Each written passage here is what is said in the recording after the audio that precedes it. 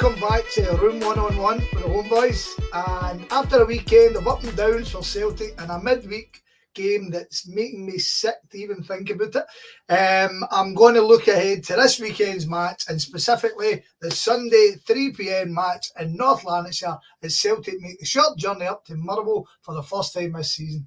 And to help us have a look at our opponents again, I am delighted to welcome back Motherwell mad fan Mitch back on the show to give me his thoughts. Well, Mitch, how are you, bro? I'm doing well, mate. Yourself? Aye. Yeah, I've been better, but like I say, shitting it a bit tomorrow, but that's by and by.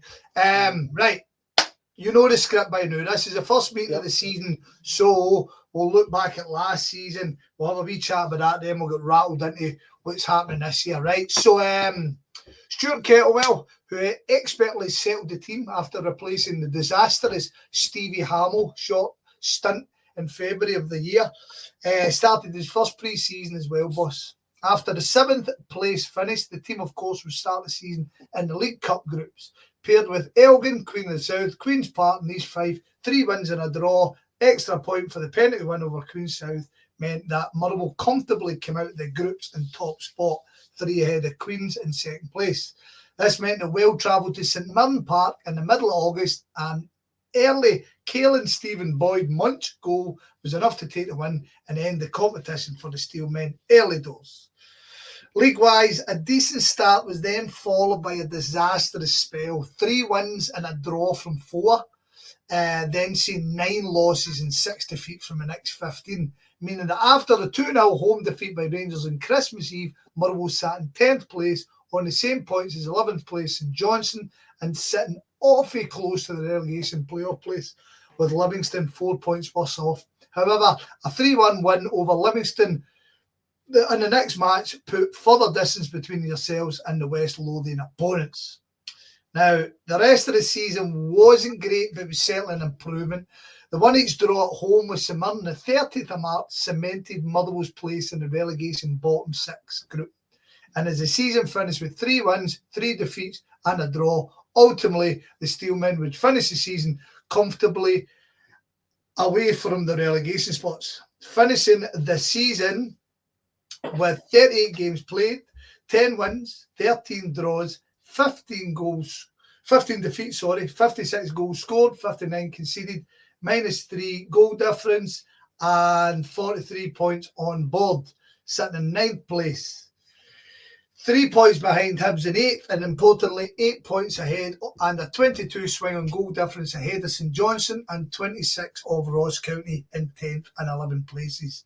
In the Scottish Cup, a 4th round win at home versus Alloa 3-1 was followed by a poor 2-1 away defeat by Morton in early February, and like that, the Cups were done for the season. Right, so thoughts on the season. Disappointing, I would imagine. Yeah.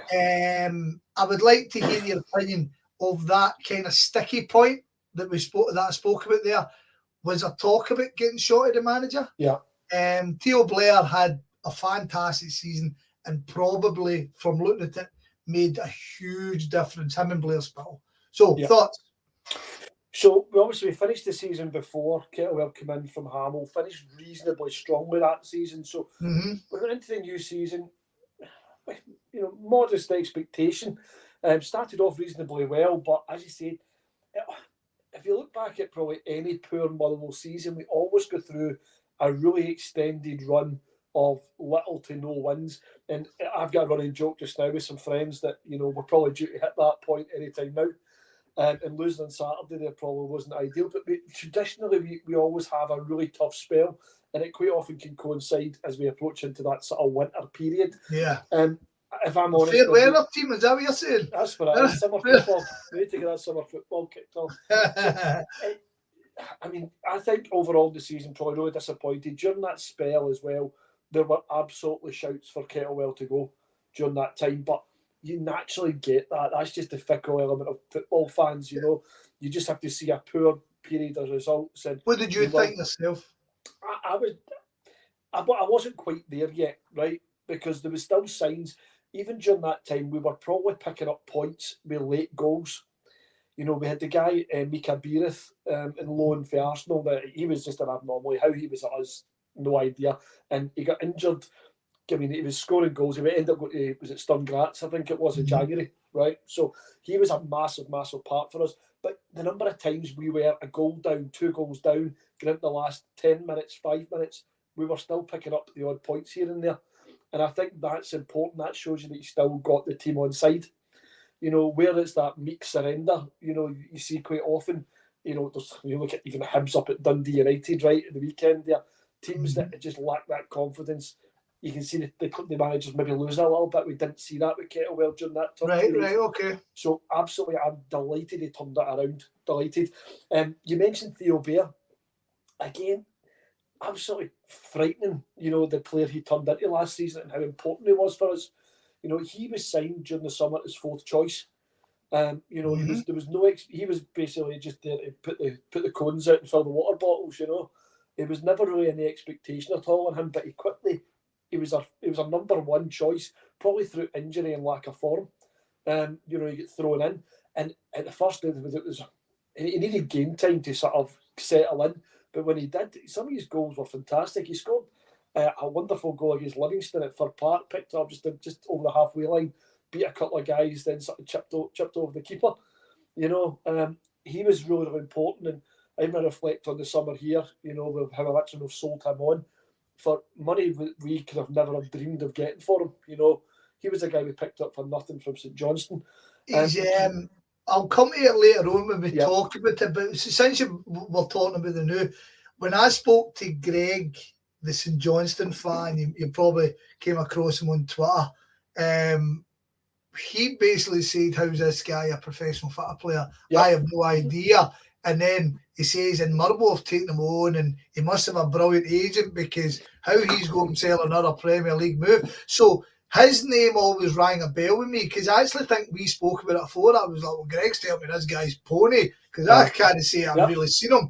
And then, like, as I say, the season's grown. Batter. And every time I speak to Greg, I'm like, "You tell me that boy was shit." So absolutely. And that was, the general consensus. The guys I stand with for Park, he was almost a bit of a laughing figure at first, right? And his first game or two, you know, his first touch, you know, was like the ball would bounce 6 yards away, you know, he was struggling to control it. But he just slowly came onto a game, and he had that really wonderful match against Livingston, and that was a huge turning point. They were on a great run for there. You know, if I even look at the season, to move away from Bear back to how we went to Ibrox and won last year, right? That wins at Ibrox are like hen's teeth for us. You know, and you removing the playoffs, you know, the wins against Rangers are not very regular. So to go to Ibrox and win was a great result as well. And we finished really strong, but the defence last year was definitely the issue. Scoring goals wasn't really a problem. You know, Blair Spittle as well was. I don't think he got our Player of the Year last year. I think the only reason he never got it was because he signed a pre-contract at Hearts. You know, a fans Player of the Year, but he was the most important player on our side. Everything went through him. His creativity, I think. But did he finish the season about 14 assists or something, was it? Something with those sort of numbers. So he was, the 2 guys you mentioned, absolutely key. And there, we also look at probably weaknesses. I mentioned defence. If I fling that back up there, now if you look at the goals for, usually the top goal scorer outside us too. You know what I mean? But it was not a problem last year. That's quite a thing, isn't it? And it's funny because I do talk to guys and always comes up, like she's speaking to St Johnstone. St Johnstone have never managed to find themselves a goal scorer. Whereas everybody else who have had good seasons have always managed to find somebody. Like you guys had Van Veen recently, right, who came out anywhere and he's not recreated it anywhere else. Tony Watt had a magnificent season, couldn't recreate it anywhere else. And then there's another one.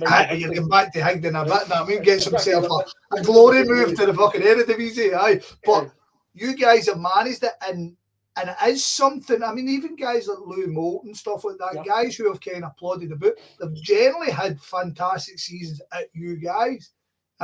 We could go back to fucking the bad old days, Lago, Andy Walker and fucking Brian McLaren, We've always had goal scorers. And that wee cunt Dougie Arnott, I fucking hated him, man. Scott McDonald as well. Scott McDonald, aye. So there is a history. There is a history within Motherwell of having that attack-minded thing, I mean, if you look back, you mentioned Higdon, we're going back, what, 10, 12 years maybe for Higdon, 12 years-ish. Mm-hmm.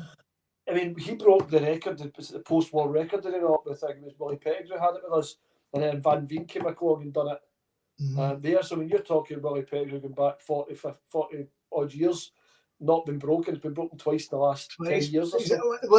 Exactly, sums up. Yep.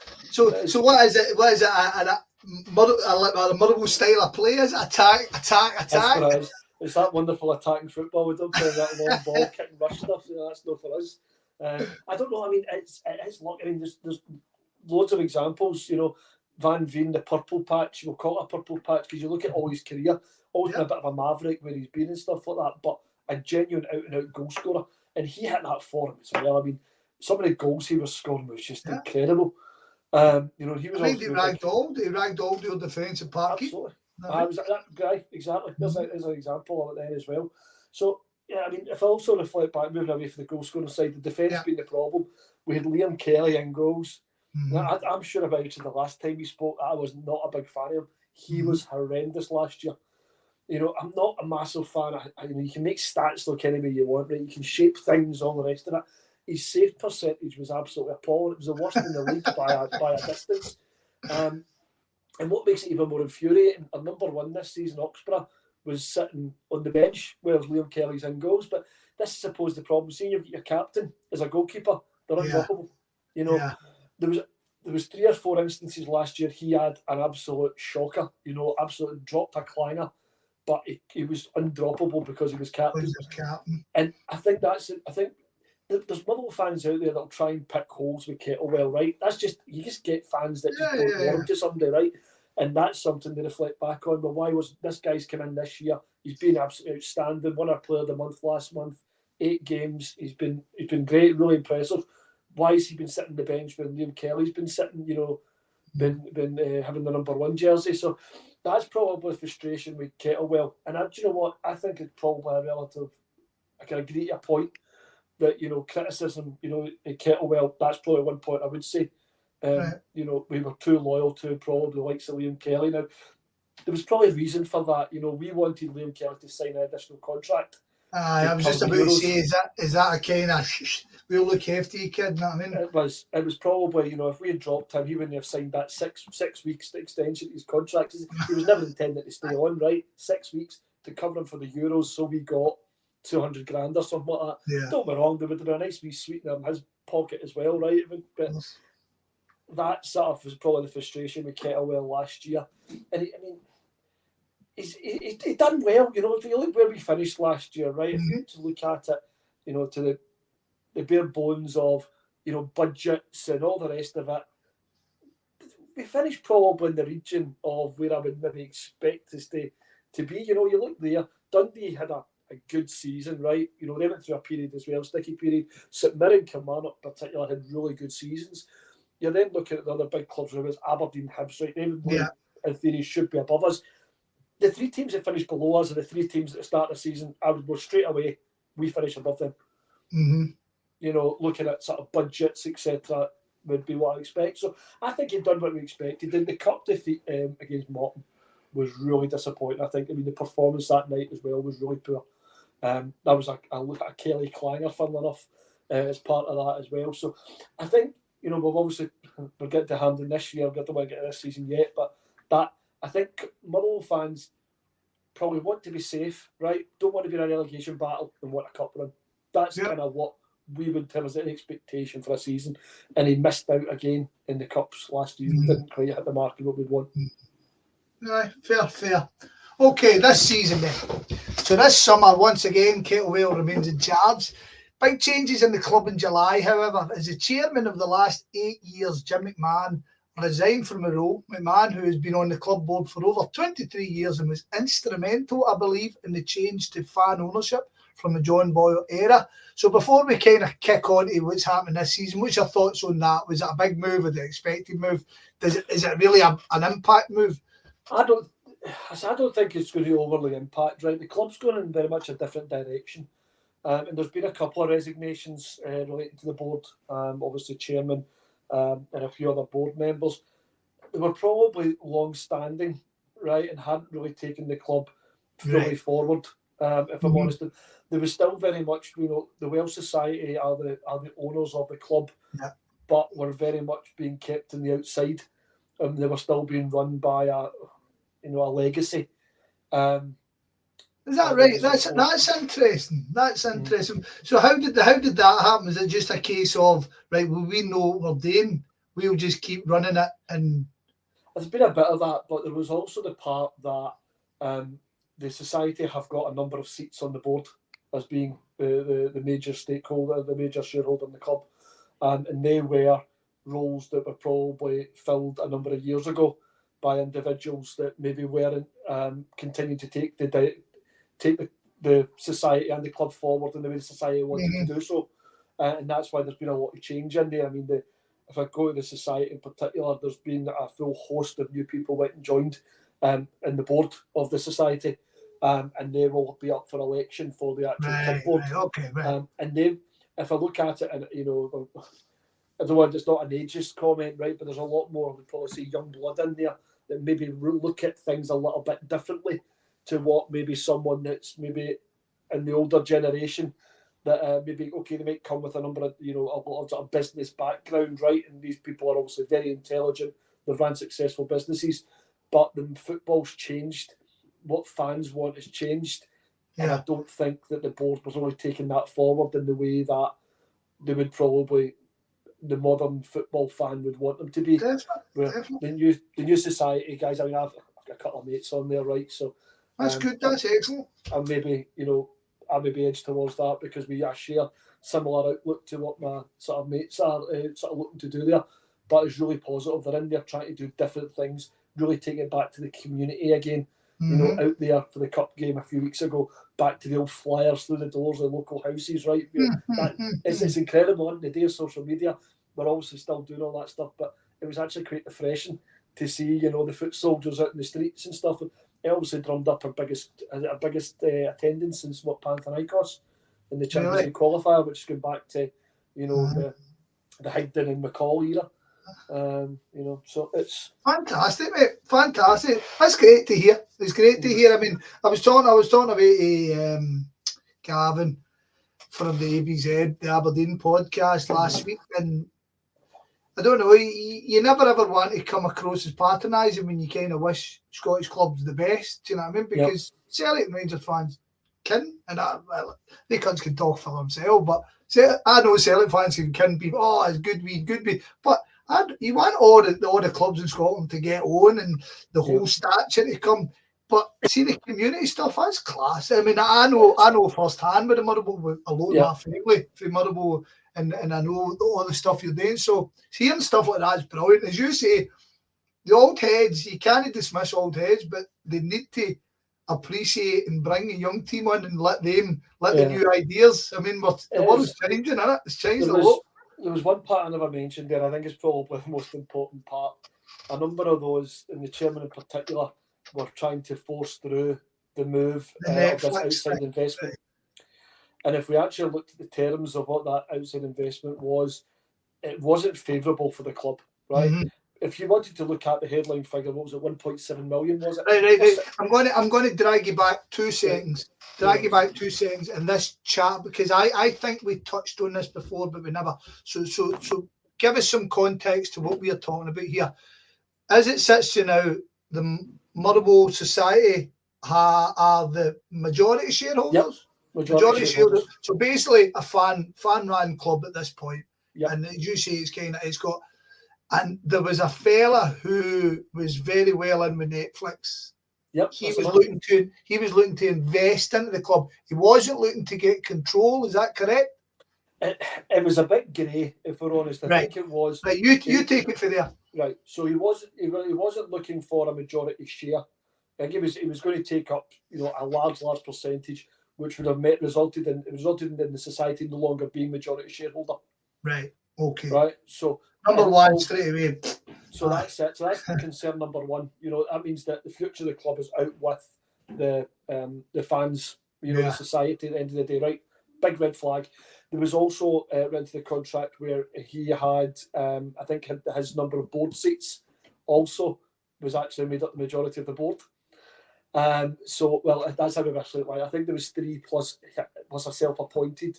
He can self-appoint somebody else. So they then resulted in any decisions going on a majority basis in the boardroom going in his favour. We then go to the financial part of it as well. I can't remember the figures off the top of my head. I've got 1.7 million over. Is it over 6 years, right? Yeah, that rings a bell. Yeah, it wasn't staggering money considering what you guys have brought in recently transfer wise. Exactly, right. So you're talking, not a lot of money, right? A few $100,000 a year investment, right? You've got the argument he might have brought some different outlook on how we could maybe improve certain things, coming from a social media, Netflix, type of background, whatever it might be. It wasn't the right move. But I think, these two of the gentlemen in particular that have left the board in the last couple of months were heavily involved in trying to push that through. Now, whether that to be a legacy of we arranged X investment into the club before we departed, etc., but it absolutely did not safeguard the long-term stability of the club. And you've touched upon it there. We then went and sold Theo Bear for more than what this guy was going to invest over 6 years. Yeah. It's another point. I did have a good read at it, and whilst what he was saying sounded exciting, we've heard all these wahoos in the past, and we've seen him up and down just coming in. I mean, like, for him to demand so much power for so little money, it did seem iffy. It smelled stinking. Do you know what I mean? It really did, and I applaud all yous for kind of going, we don't need that. You know what I mean? Because it was a huge. There's all the votes went through, and I think they actually ended up pulling the vote, and he pulled his deal because he seen the way that the vote was going, the right way, and he withdrew it all. But I mean, he played on the heartstrings of people as well. He had these wee kiddies out in the States running about in Motherwell strips and all that, on social media and on posting on Twitter that he was up watching the game this morning with his kids in the strips. And the minute he pulled the deal, I think the kids were put in the bin, and that's the last that's been seen of it. So. Saw them on eBay. Absolutely. Punt them on eBay. But it was, I mean, people will buy into this stuff and they just see a pound sign and they say, oh, it's investment. You've got to really think about long-term future of the club, and the only way that we can guarantee the club going in the best direction possible. Now, financially, we might not, push much further than the odd top 6 appearance, the odd trip to Hampden. But I would absolutely rather have that than try and chase something, and before you know it, Inverness today with administration, right? There's a prime example. You fall down the leagues and, you don't have a club to support. You end up at Dunfermline, a Falkirk that have been down there for 100%. a long, long time. Morton, etc. So for me, the only way we can guarantee that the club's in the best possible hands is actually have it within the society and having, the 10, 12, whatever it is, board members of the society who are absolutely Motherwell diehards protecting the future of the club. Yeah. I agree. Well done. Yeah. That was good. Right, now, you can, I see you've got a wee pint there. You might as well can enjoy that. It's a juice these days, unfortunately. It's a cider. It's a Tuesday night cider. Right. Anyway, like I say, kind of you just sit back and relax. I'm kind of going to get rattled through this. So, ins and outs in the summer, right? So, permanent outs first. 23-year-old Dubliner central mid Ross Tierney ended his spell with the club, returning to his first club, Bohemians, for an undisclosed fee. Callan Elliott, 25-year-old New Zealand fullback, returned home himself in a free transfer to Auckland FC. Ricky Lamy left for Ross County, again on a free transfer. Bevis Mugabe, the 29-year Ugandan defender, again in a free, joined Anorthus Famagusta. Defensive mid Barry Maguire joined Hamilton a free. Callum Butcher departed the club and as yet hasn't secured the move. Jonathan Albika, the striker, after a year at Motherwell, decided football wasn't for him and retired at the age of 34. Scotland international keeper Liam Kelly, of course, saw his extended contract and rejoined Rangers. Blair Spittle, who agreed a pre-contract with Hearts, departed the club at the end of the contract. And the big one, as we spoke about, Theo Bear, who made most of his 1 year at the club, joined league-owned side Auxerre for a fee said to be around €1.9 million. Quite a return after signing him on a free from St Johnstone the year previous. He scored 15 goals, 6 assists in his 41 games for the club.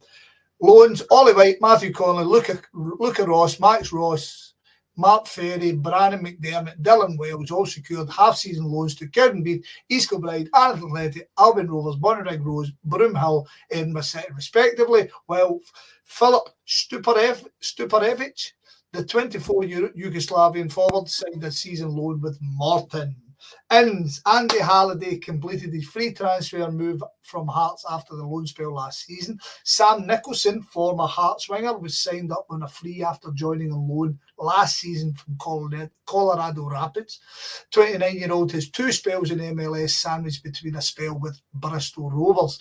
Northern Ireland centre-back Kofi Balmer was picked up for an undisclosed fee from Crystal Palace. Tom Sparrow was signed in a free agency after his release from Stoke. The 21-year-old Welsh midfielder had previously been on loan with Hamilton. John Koutroumobis. Good enough. A 26-year-old Australian fullback was signed from Perth Glory at the end of his contract. Ross Callaghan, again was signed at the end of his deal with Ross County. The 31-year-old midfielder was injured for the whole of last season.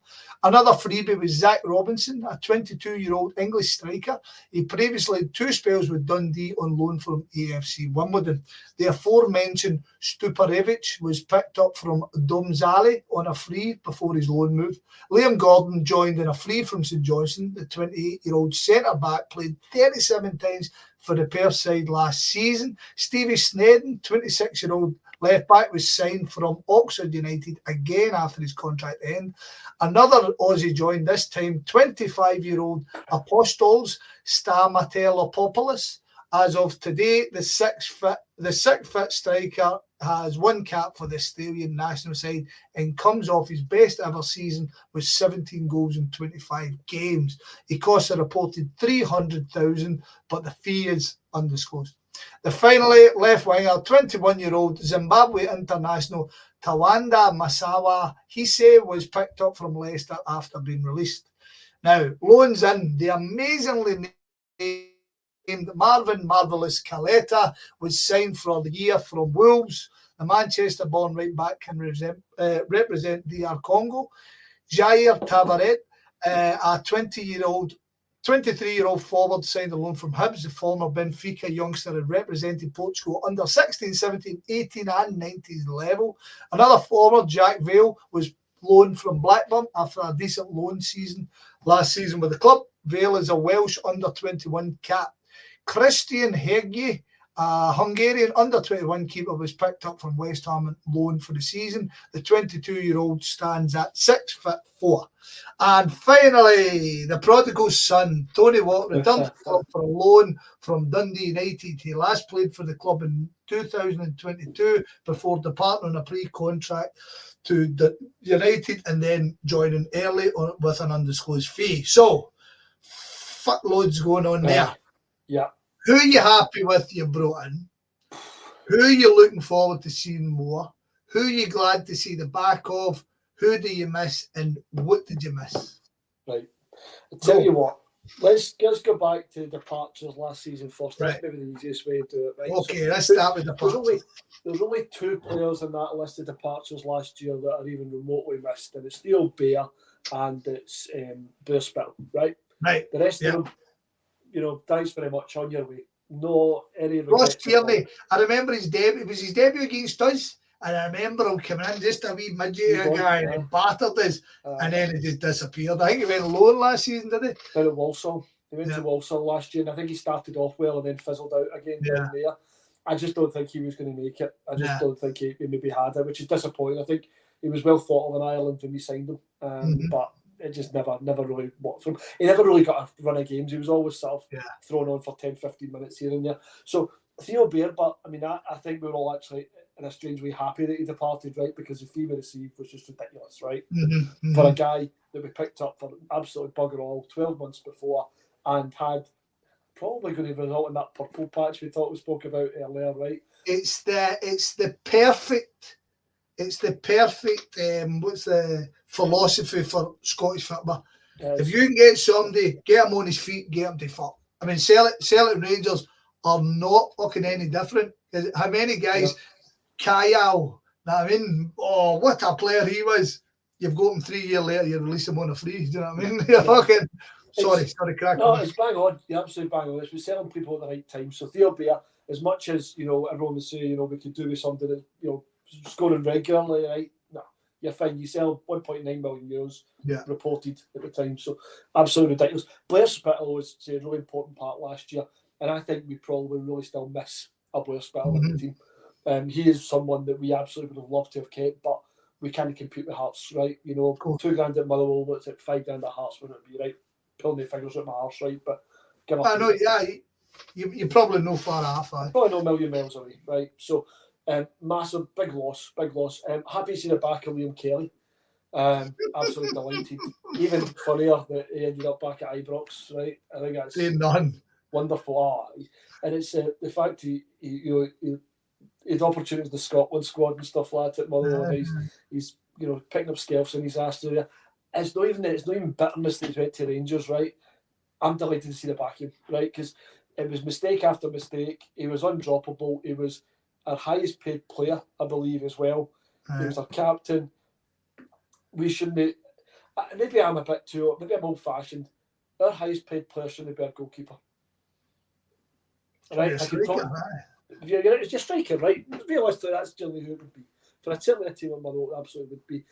He did not contribute anywhere near enough last year to justify top earner at the club. So absolutely. That's hugely interesting. That's hugely interesting because he I don't know. He's very well thought of in the press.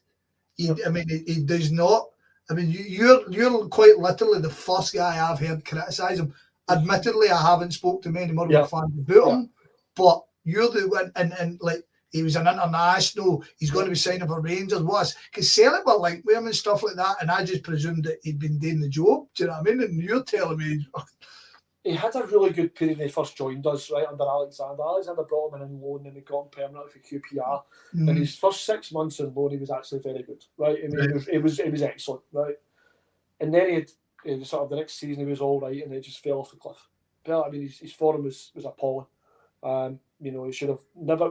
There's actually a bit of running joke. Somebody told me that they were arguing with a Hearts fan, before they came to the Euros last year, and I think they thought Kelly was better than Clark, and we were going, no, Clark must be better than Kelly.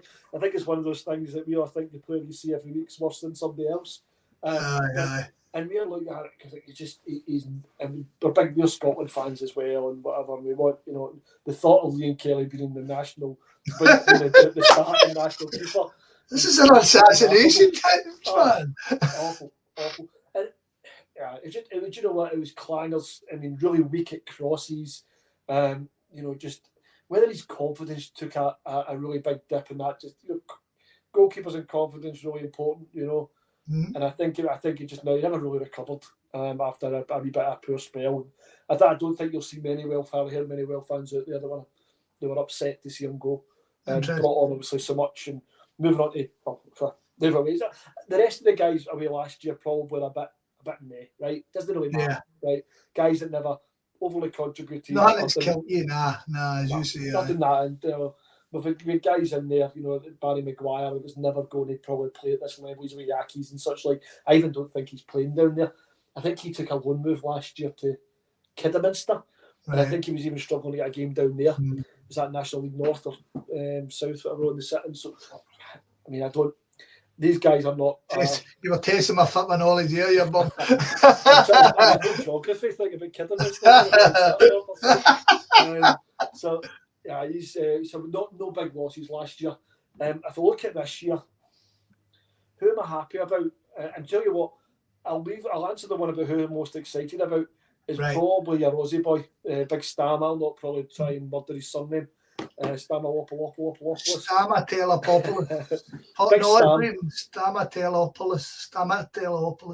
He's just known as we'll call him Stam. We'll go with Stam. That's what he's known as, very Big Stam. So he's been really unfortunate that he's been injured on and off since he's joined us, and that's actually probably a list out of the people on your list there you mentioned have signed.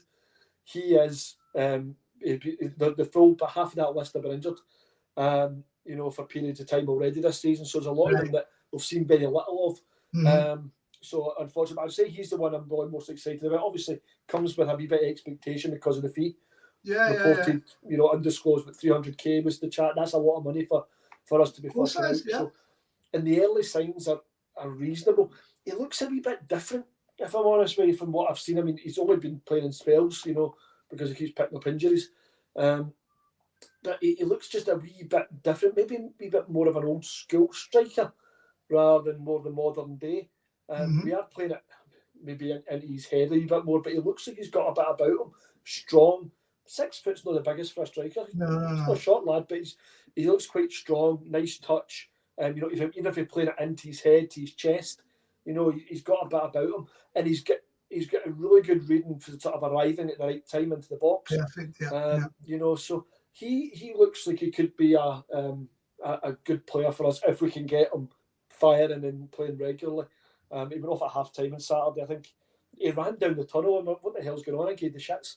I think that actually was the diagnosis. So hopefully that's not one that keeps him out for too long. But I would say he's probably the most exciting without getting into obviously the Lennon Miller, because he's not a new signer. Maybe I don't think we touch on we'll come to him in a second. We'll come to him in a second. I've had to look at who else am I pleased about in there. I like the boy Gordon we got for St Johnstone. I think he's been really good. And a good Scottish Premier League player. Aye, and you know what? That's what we need. If we having guys like him around, Paul McGinn around, right? These are guys that know the game inside out up here. And Gordon's been good, and he's steadied things up in there. So he's been certainly a welcome addition. We've also brought the goalkeeper up, which from West Ham on loan, this Hungarian under-21, and he's meant to be really well thought of in the game. And I think West Ham may end up recalling him because we've happened to find Aston Oxborough, the backup to Liam Kelly, who's been absolutely tremendous. He's been brilliant. Hardly put a foot wrong. Great penalty save the other week there against St Mirren. But even out with that, great saves at Easter Road as well. Good one there. He's been probably, I would say, up to now, one of our best players.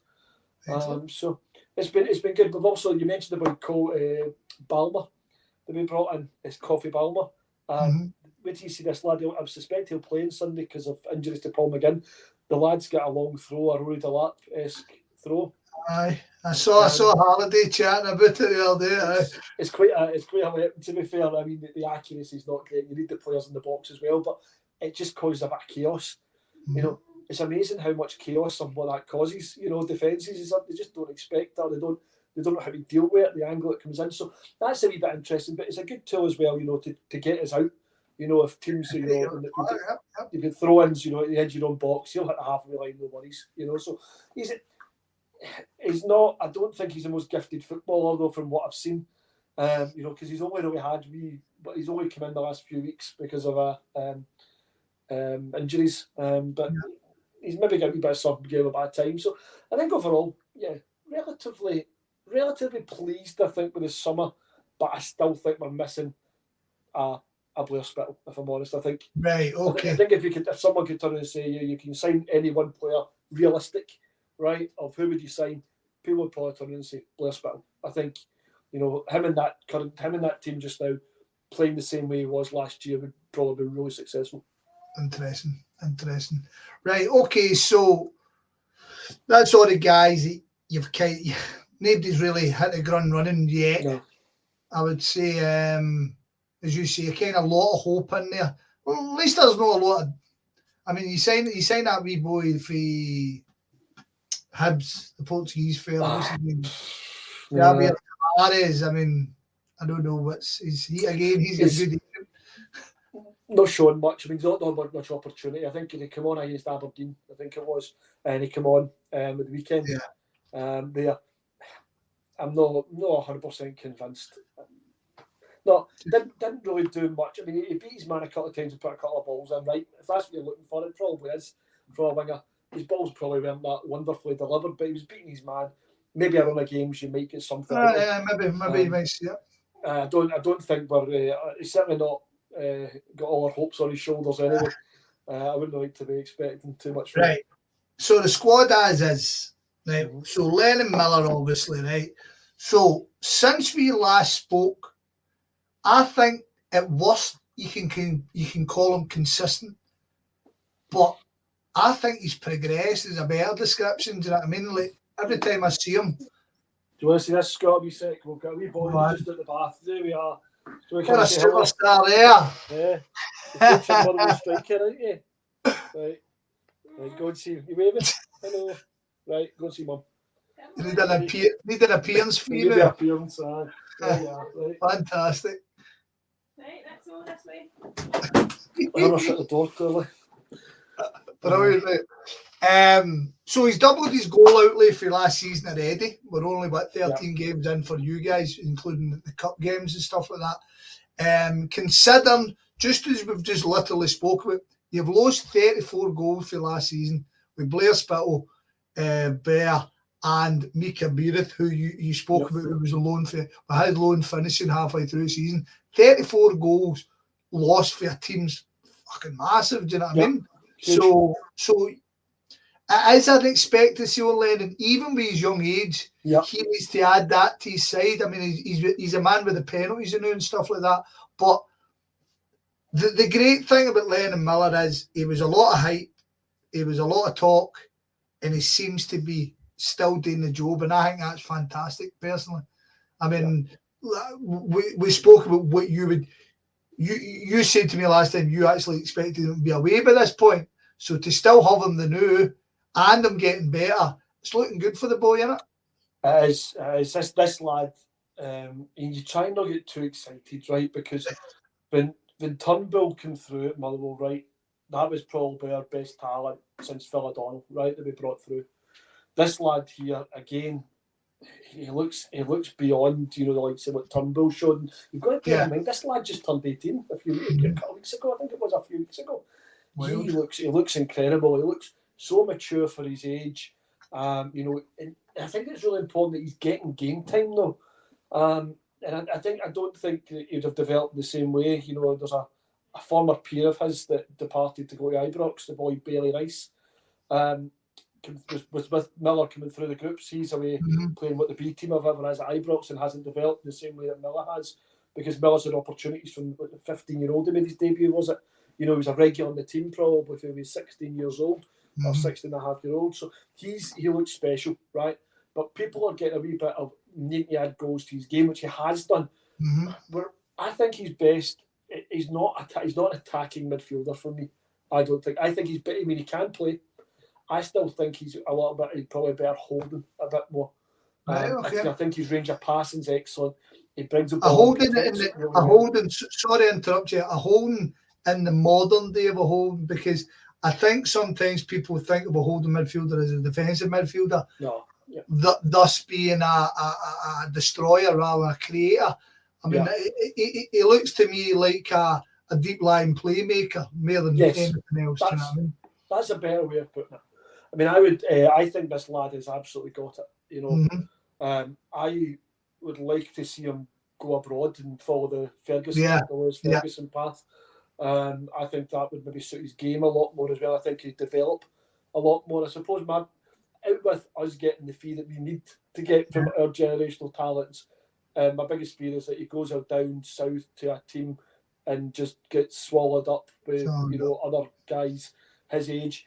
I mean, he's strong, right? But see, when you compare him probably to guys his age down playing with his Premiership youth setup, he's probably quite in the slight side, because these guys are absolute units. They're almost bred that way. It's interesting to take that point, right?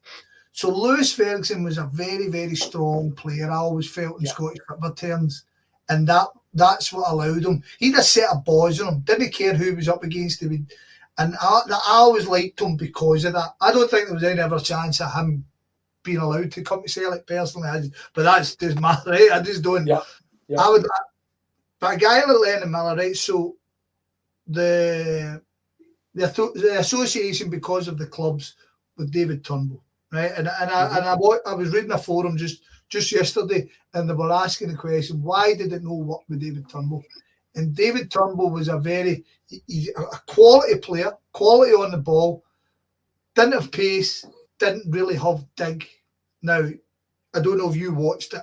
Celtic get destroyed after Borussia Dortmund. And their midfield Like, I watch Borussia Dortmund regularly, and guys like Can, I see him bullied in games, but against us, he looked like a monster against our midfield. So it's interesting you bring up Lennon Miller. So what does Lennon Miller need to do to make that? Is it a case of move to a league that suits him? The Serie A, for example, maybe? Yeah. Or is it a case of bulking up? I think it depends where he goes. To be honest, I think it depends where he goes. I mean, the technical ability is fantastic. He's strong on the ball. You know, his eye for a pass is wonderful. I mean, his all-round game. You know, his all-round game is very, very good. He's adding goals to his game. He's taken, you know, because he's been asked to play a wee bit further forward than probably what he was initially this season. He's starting to have, you know, shooting from the edge of the box, so, you know, from distance and such like. So I think it depends. I do think if he goes down south to, I'll just say Crystal Palace or whatever it would be, right? I do think that when he comes into, you know, probably under 23s or whatever it is, I think you'll find the lads are, you know, they've probably focused more on the physicality element. These lads have, you know, been through that system, you know, built up to the right level that they're happy with. I don't know if he would maybe struggle in that environment. I don't know. I think he would be more suited going to something maybe like a Serie A, which of course that's still very important, that part, but they would maybe focus on these technical elements of his game. It's a really interesting chat, I think, because the great thing is the McTominay impact, and McTominay is a very strong player, but look at Gilmore. Yes. I mean, see when Brighton were looking at O'Reilly, I was all for Celtic signing Gilmore. Again, I don't think there was any ever chance of him coming, but I was like, see, what a fantastic player that young fella is. Yes. And I love the fact that he's getting, Conte spoke about, he struggled at first, but he grew into the game. And then you've got, like, Hickey was already there, obviously, and Ferguson's there. I think it's actually a good avenue for him to go, because you don't want to lose him the same way like Turnbull. I mean, I keep up to date with Turnbull, and Turnbull has just been swallowed up by that league. Do you know what I mean? He's just gone. And so it's something, and I hope he's getting the money. He's a due for him as well. That's the big thing. No, I mean, he's out of contract, not summer coming, but the following summer. So he's got just under 2 years left. You're probably taking prime time unless he signs a wee extension. He's only 18. That's the thing that you told me here, right? He seems to have a relatively. His father seems to be probably guiding him in the right path. I don't think they're in any hurry to go, but I think it's going to reach a point, maybe not in January, but certainly next summer, that the club are probably going to have to do a bit more pushing unless he signs a deal, because we need to get as much as we possibly can from the best talent that we've produced in, you know, a long, long time. So it's a difficult, maybe get a wee bit to the itchy time. I think, if you like, January could be if someone comes in and tests a resolve on it. But I mean, there's rumours going out there, right? I'm taking it with a pinch of salt. I would like to think we would be talking round about the Turnbull money, which was very good for us, $3.5 million, I think it was. See, that's what I had $3.5 million in my head with add-ons. And I think that's... You hopefully want to get something like, remember the boy Ramsey at Aberdeen? Something like that he went for. I mean, you would definitely want that sell-on as well, wouldn't you? Absolutely. The sell-on's huge. I mean, you look at how much user benefited to Celtic a big time from it, but 100%. We had to punt Lennon Miller, let's just say £4 million, right? We got a really good deal out of it with 10%. I mean, there was chat of Lewis Ferguson going to Juventus service or not in the summer, you know, that was done his ACL, but, you know, they're talking, that could be like £20 million, you know, that's an extra Aberdeen fans are busting. But I mean, they've had huge sell-ons and stuff. So I think it's really important that, and Motherwell have always been really good of adding on a sell-on. You know, we've actually had players we've released with a sell-on. John Thomas rings a bell to Kilmarnock, but we want to cash in that because he's kicked the ball with Queen's Park now. But, you know, we've always been very good at protecting potentially a future income, or future return, if you like, on it. So I think if we could get something in the region of £4 million, I think we would all be relatively happy with that. But the boy... It's definitely an interesting chat. I mean, because if he keeps on doing what he's doing, you're talking about getting him in the Scotland squads. You know what I mean? 18-year-old, and when it becomes an international, Scotland might be honking, but Scotland are playing the best in the world now. we're not playing. We're not back down playing Azerbaijan and all that. We're playing. I mean, we're getting beaten. Everybody's cracking up, but we're playing the best in the world. You know what I mean? I wouldn't be shocked. I wouldn't be completely shocked if you get called up in November for the November international. That's only a few weeks away. Yeah. I wouldn't be absolutely gobsmacked if he get called up. Do I think he'll feature? He may get a wee run at it, something maybe 5 minutes at the end or something like that. But I wouldn't be completely surprised. I think they called him up to the 21s there, so that bear in mind, this guy's been playing with the Scotland under 18s. He called up to the 21s there because of important games. If Clark was wanting to try something a bit different, he might give him get him round about the squad and such like in the up and coming November matches. So I will see. Do you know what? We've got high hopes. I think it's a case you enjoy him whilst he's here. It's an incredible talent for somebody 18, really mature. If I was honest with you, I certainly hope he doesn't. I think he would be a very good replacement for Callum McGregor. I don't think necessarily though that I don't know if his head's in the Celtic. I think he maybe. I think his dad's probably a huge influence in this. Dad knows the game, being around. Whether he's maybe influenced him slightly different. But I think that would have been a good move for Celtic had they maybe get in there a wee bit sharper than now. Mm-hmm. Yeah. It's interesting again. Like I say, I don't know whether the David Turnbull thing sits on people's minds. It will do. But then go and look at Luke McCowan. I mean, Celtic fans are busting for him to be starting. Busting for him to start. Do you know what I mean? He looked good at Dundee, to be fair. The boy. Yeah, he's looked good. His whole time at Dundee, he's looked apart. The big question for him was, could he make the step up to the Premier League for the Championship?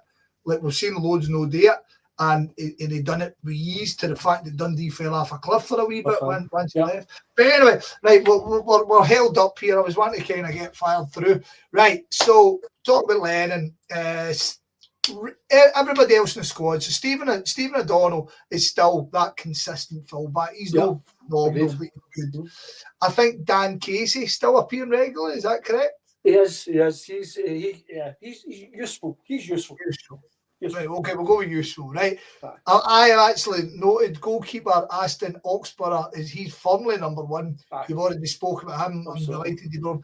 But the last guy I want to chat about before you tell me, Macedonian midfield Davor Dravovsky has been defensive midfielder. An impressive player, has he? So it took him out to break in the team. This again was a little bit of a criticism of Kettlewell. We were going through that really bad patch, and we had this wee guy, quite small. He's like 5'8" or something like that. He's not exactly a big lad. He was sort of sitting on the bench and couldn't get out a look in. He's a wee bit of a sort of terrier midfielder, right? Wee guy would go around, break up play, put yourself about and such like. Probably not the most gifted footballer ever, but do you know what? Probably handy enough to have around. The best thing I actually like about him is he looks such a happy wee guy on the pitch. See whenever you see a player doing something good, he's the first on scene with a high five, right? It's a little joke that he just runs about the pitch and high fives folk. Because it looks like he's actually really enjoying being at the club and such like. So do you know what? We Davor is a useful player to have around. He's very much a first team pick now. He's probably not going to set the header alight. I don't think his career's going to maybe venture too much further than probably our level.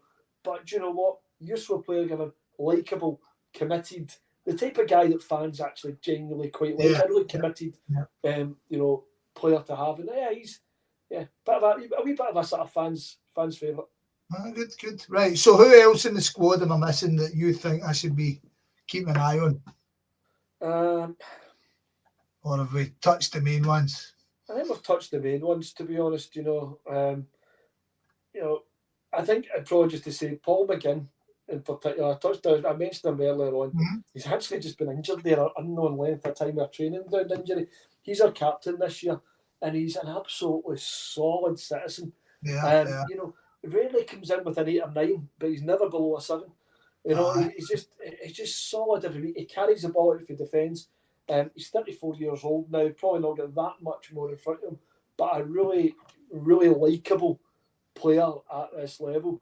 And we've also got a couple of guys that are probably a lot more likeable and certainly split the fans a little bit. You've got like say Andy Halliday in there. And to be honest with you, people don't like Andy Halliday because his background of Rangers and he does all the sort of well documented podcast stuff that he very much doesn't hide where his allegiances lie and such like. And football fans don't particularly warm to that. He's someone that does a job, right? Is probably about it, right? Does a job, not spectacular. Probably he's out of contract next summer. Happy enough for it to continue till then. Probably wouldn't be over enamoured by keeping him. You know, he's happy to have. You know, he's all right to have around. And the other one is Tony Watt. Again, Tony Watt. I'm sure we spoke in the past. A guy that he just dots around clubs now. You know, and even when he finds himself a happy place at Fir Park, as he said before, this was a place that he felt was home. This was a place where he was performing to the best of his ability.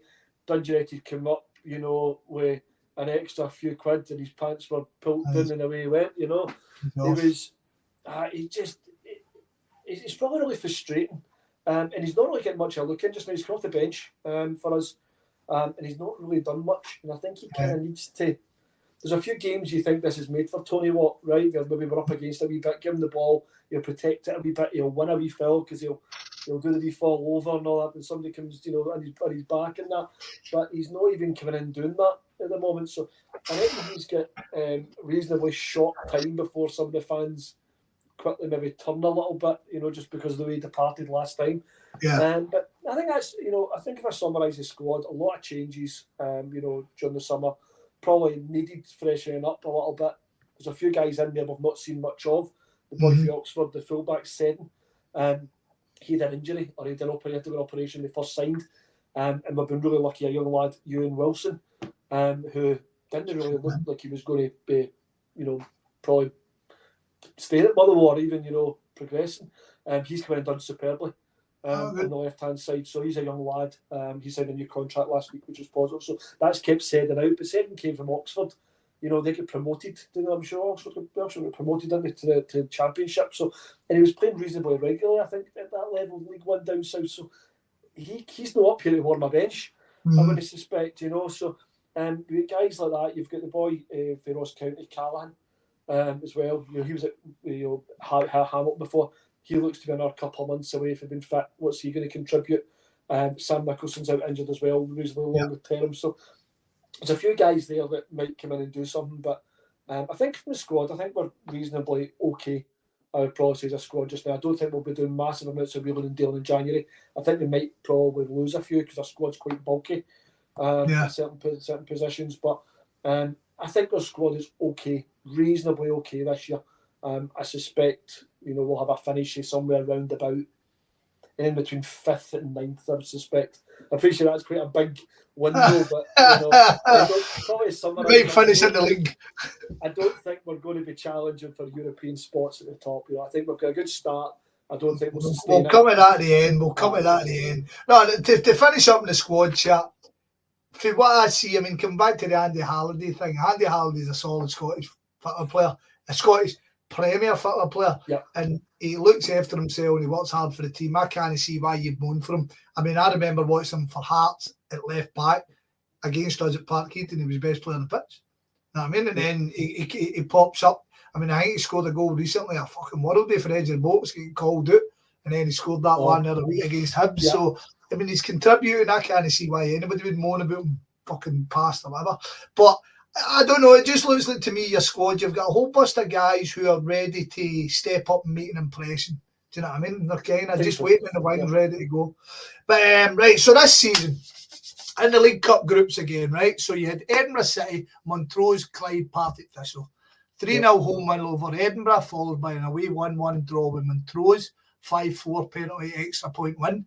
A 3-1 win over Clyde and then a 0-0 draw with Thistle, but going down 3-1 in Penn. So Motherwell finished top of the pile, a point ahead of Partick Thistle in qualification to the second round. A 1-0 extra time win over Kilmarnock put you through the quarterfinals, another home tie, and then another 2-1 win against Dundee United. A late Lennon Miller penalty, winning the tie after ex-Well forward Louis Moult was his own late goal equalising. That sets up a 3rd of November tie with the Rangers at Hampden. League-wise, open with a 0-0 home to Ross County, a narrow 2-1 defeat at Hampden again versus Rangers. 2 great wins, a 3-1 win over Hearts at home, and then a 2-1 and away 2-1 win over St Johnstone. Aberdeen snatched a 2-1 win at Pittodrie, but then another 2 wins. 2-1 win over St Mirren at home, and then a 2-1 win over 10-men Hibs, that aforementioned Andy Halliday winner. And then on Saturday, a pretty disappointment 1-0 defeat to Dundee at Fir Park. Now, I've had, again, I always tell everybody I've watched the highlights. I watched the vast majority of the Rangers game, and I watched the vast majority of the Hibs game. The rest of them I've just watched the highlights. Now, League Cup wise, easy peasy, job done. The Rangers game, I couldn't believe the last 10 minutes. I think Rangers go to their half once, and at Hampden, he's had them pinned in, and I was praying for his. I mean, he's missed a pinch right for the off that day, and then I mean, like he's well could have, but I think you've done well. Rangers were rotten. The Hibs game was interesting. I think it definitely turned on the sending half. But then even like the Aberdeen game, he still fought back. But overall, in my summary, fuck me, use like goals for corners, man. I think it's a huge part. Set pieces for us are massive. And what we've done this year, I didn't know if I start at some point, but I think it was a high percentage of goals are coming from set pieces. And the likes of Dan Casey, as you mentioned, and such like there. We've got the Kofi Balmer long throw and such like. So we are absolutely, but that's where a lot of our goals are coming from. But I suppose it's a little bit about how we play as well. We are we're mixing it a little bit. We are tending to play a wee bit more direct at certain times. This season it feels a bit more than it has previous seasons, if I'm honest. But if I don't think there's nothing wrong with that. I mean, what's interesting, Mitch, is looking at your formations. I mean, you seem to be a wee bit more fluid than you have in the past. I mean, you have played 4-3-2-1, 3-4-2-1, 5-4-1, fucking 3-5-2. I mean, it's a bit of a guessing game at times, especially things like Saturday when when they're making changes and they're wild. The changes you're going, how are we actually going to line up here? And it takes about 5 minutes until you actually realise how we are. So absolutely versatile that way. You're absolutely. I mean, he really does favour that back three. That's pretty. That's how I suspect we'll line up on Sunday. Back three, with the 2 wing backs as well. I mean, I'm finding it strangely the size of the squad though. I find that just due to injuries and stuff, we're actually a wee bit light in the middle of the park. And that's where we're struggling to be able to make changes. On Saturday there, we only had defenders and forwards on the bench, or wingers, forwards, and but never actually had any real sort of centre mids in there to try and change things a little bit. And I think that's probably where we lost that game on Saturday. If I'm honest, was the midfield. It was a really poor match, right? It's the worst we played. From the highlights, if you drew the game, I don't think there would have been any real moans for them. But Dundee actually looked the more dangerous team, which is quite surprising from watching all the rest of the highlights, because he's been in every game, even the games where he's get beat. He's been in every game. It's all. I mean, the game against we through quite a bit. The county game just wasn't a great game, but the Rangers game at Ibrox, we were missing some. Was it 10 players, 12 players? So we turned up with a threadbare squad. Our new striker, Aussie striker, went off after 25 minutes or something that day with injury. We really struggled that day, but we actually came away, with a narrow defeat in the end. When maybe we could have maybe nicked a point and such like. But even then, we never really probably hit in any sort of form, because the Kilmarnock Cup game, they were doing 10 men as well. We took it to extra time. It was a poor performance as well. It was actually like we played Hearts at home after that, and we beat them 3-1. And we were excellent. I thought we were brilliant that day. Do you know what? Not in the way we played any wonderful silky football, but we actually, do you know what? We were professional. We were hard. We were everything that a Motherwell team needs to be to beat the city clubs. You know, it's just going out there. I thought we were excellent that day. And then, of course, we went to St Johnstone as well. Now, everyone seems to win it.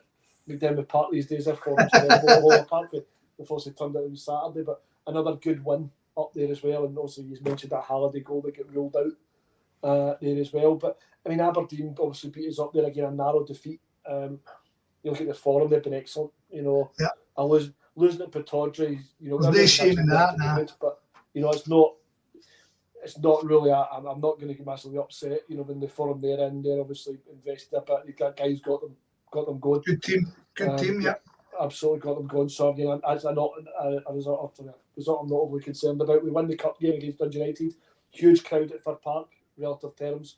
You know, biggest we've had for a long time. So really good to get the win. And do you know what? It was a really good cup match as well. Taking the lead, Morecambe. I mean, you really, again, for the highlights, you really should have done that in 90 minutes for everything I've seen.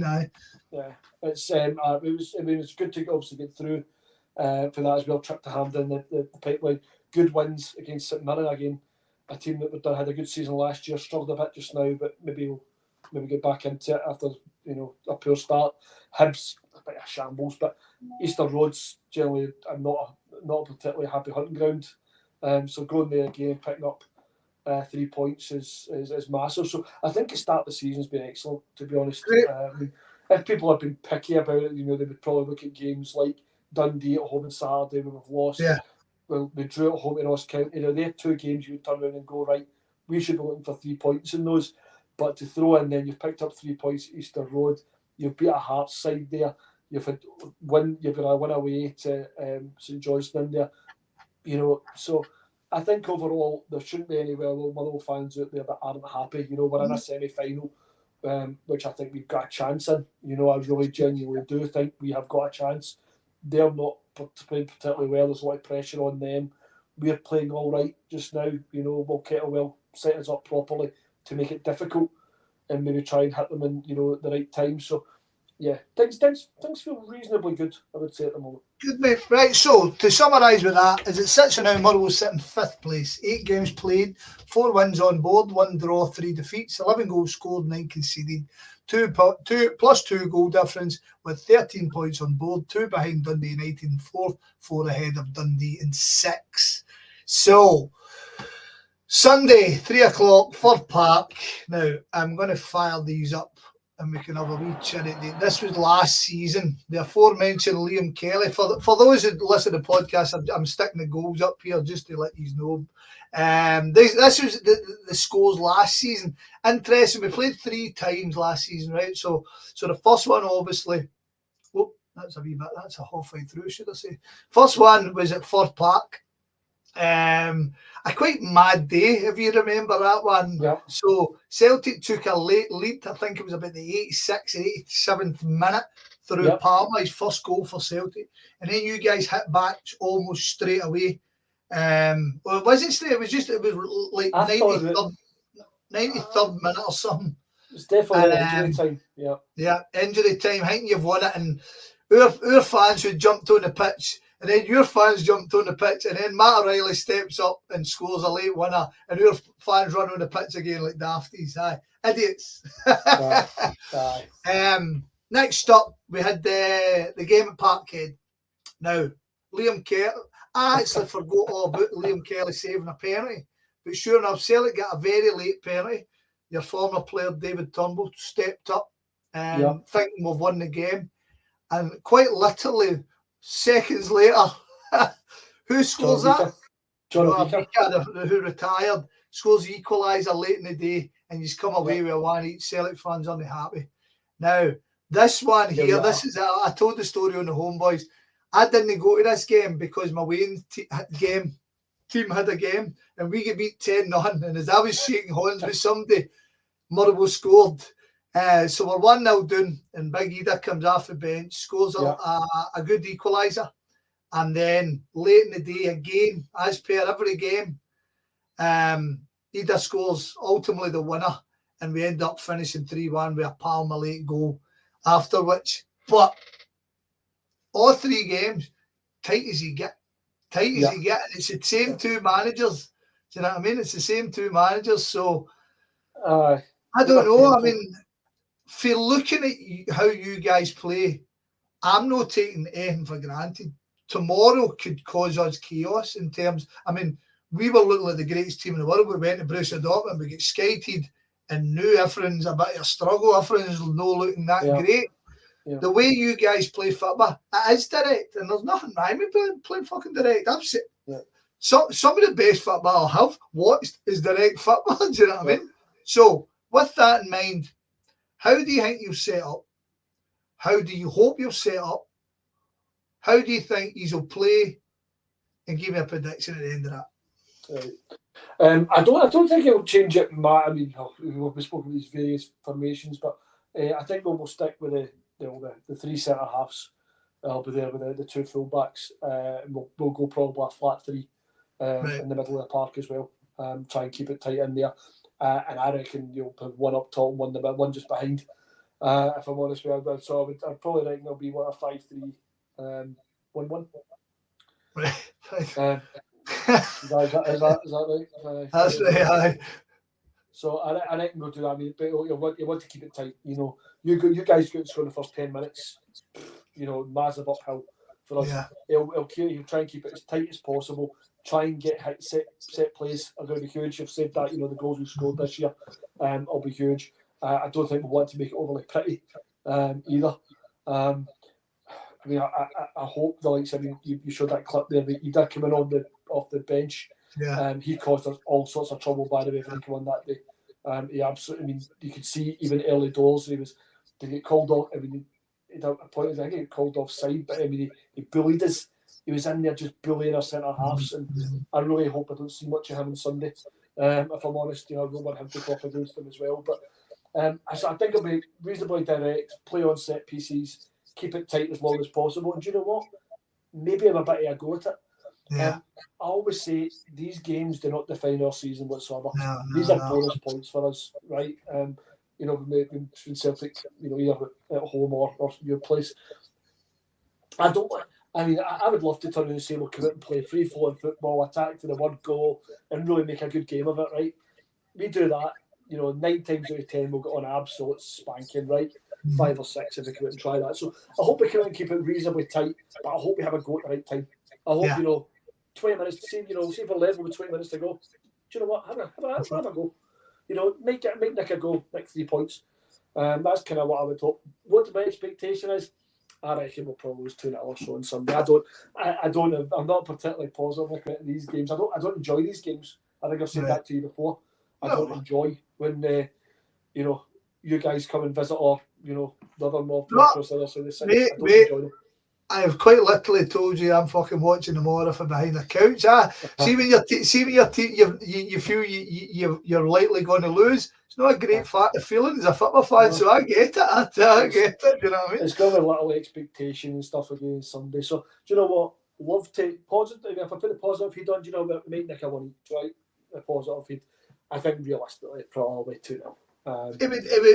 You talk about coming out and playing. It would be madness to come out and play if you go and even look at what happened last season. Do you know what I mean? Last season is exactly what you've got to do, really. You've got to keep it right and then go for it. And Kettlewell seems decent at it. So yes, that's expected. Right, okay, so we'll finish off. We're on the home straight here. What's the hope for the season? And with regards to the Motherwell Society thing, or the Welsh Society, what's the long-term hopes? So, hopes for the season, love to get to a final, and hopefully... I'd love to see you there. I'd love to see you there, mate. Let's see you there. So, love to, I mean, you know, probably, you know, best we could hope for. I'd love to win a trophy, right? That's what we set out. You know, I'd love to win the cups, right? Realistically, we've made Hampden, that's your bar, right? That's your minimum of what we'd expect a cup run. You know, we expect a cup run a season. Get to Hampden probably ticks that box of a cup run. Love to get to a final, and then who knows from there. League-wise, probably somewhere. Realistically, I'd love to finish fifth or 6th, I think, would be a really decent season. Yeah. You know, I think, you know, top 3 are going to absolutely go, right? So, I mean, you're looking for 4th down. Probably somebody will, you know, come through. Challenge Rangers for 4th, is that right? That's challenge Rangers for 4th. But I think realistically, you know, 5th, 6th, 7th would probably be a relatively decent enough season. 8th or 9th, yeah. It was probably more a case of, I don't really think we're going to challenge for the top 4 spots, and I also don't think we're going to probably be relegated either. But saying that, looking at the table just now, you don't have an outstanding candidate for 12th at the moment. You don't have a Livingston. No. You don't There's have no Livingston there. There's no wee side. I know there's not any lesser side you think they'll get cut adrift. So you might find that teams will potentially slit each other's throats when you start to get to the split in particular. So I think it's really important that we don't end up in the bottom 6 for that reason. Because you could find it could be an absolute classic this year where all bottom 6 could be, you know, in contention for. I know Kilmarnock won at the weekend there, even with Rangers' problems, quite surprisingly. But you're fully expecting Hearts now with the new manager, Kilmarnock, now that Europe's out the way, and you kind of you're expecting the guys to go back up. Hibs, are Hibs going to turn a corner? I don't think so personally, but I kind of see them troubling the bottom. And it kind of then you're running out of teams. Dundee United's having a strong season. Dundee's not having the worst fucking season so far. You guys certainly have had a decent start, but as you say, it definitely comes down. And I can then understand, see that 0-0 against Ross County. You start maybe looking at that a wee bit more, kind of going, fuck, that's a sore one. Do you know what I mean? Exactly. And you especially if you're going to get through your fucking 12-game spell. You know what I mean? Exactly. But do that. I was just starting on Saturday. But, you know, you've got the 2 teams you've not mentioned there, Ross County and St Johnstone. They're the 2 teams I'd probably look at. Of course. And think, you know, that would be the 2 I would imagine. Probably the bookies have it that way as well at the bottom. So, yeah, it would be, you know, after it would be really up, you know, probably, it wouldn't be great to, if it's the start that we've made and then result in being in a relegation battle. I think you know, we'd have to, you know, make a bit of a buzz if we hear. I would hope Kettlewell's learned a little bit, you know, from last season through that and such like. So, you know what, it's going to be competitive this year, and I think that's what it looks like. You know, there's only what's started to say 4 points from 6th to 12th or something just now. We're only 8 games in, right? But it's competitive, and I think you're going to find, you know, there'll be teams down there. I mean, Hibs are a shambles, you know. So I would laugh, you know, biggest budget and stuff they've had probably in the history, and they end up being relegated. Some would be hilarious, but it'll be certainly be competitive, mate, and it should result in, you know, real meaningful games right throughout. But I think realistically, I think for me, it's a big window, right? Somewhere between 5th and 9th, I think, is probably where we'll land. Get yourself in 5th into Europe. It'd be nice. But... Right, okay. That does us. So we'll finish off by saying thank you very much, Mitch. I really, really appreciate it, even with the family jumping on the show and helping out the day as well. Brilliant. Before we go, where can people follow you on social media? You'll find me on Twitter, but when they follow me, it's a lot of shite. I generally talk. So you'll certainly find me on Twitter. Was it Mitchy Boy 1986 or something? Is it? Whatever the Twitter handle is, but yeah, nice football chat. Absolutely, aye. You may see I'd be picturing my wee boy, but that's about it. Me and Pints and my wee boy. Mitch Junior. Right, so Mitch, thank you once again for taking your time. Hope your season goes exactly how you want. I hope you get to that cup final. Hope your team gets pumped on Sunday, but that's all by and by. But as always, an absolute pleasure to speak to you, and thank you very much. Superb, thank you.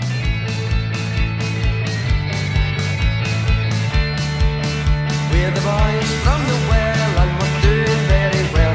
You will find us at the park, the home of football. Of the steelmen we are proud, sing the praises long and loud. We will follow them wherever they may go. Up the well we will shout as the Gels and Celts we rout. We've the spirit and the skill to sing and reeling. Far a number of colours through, far ahead of green and blue. We'll remember Motherwell for many a day. There's a trouble of good touch.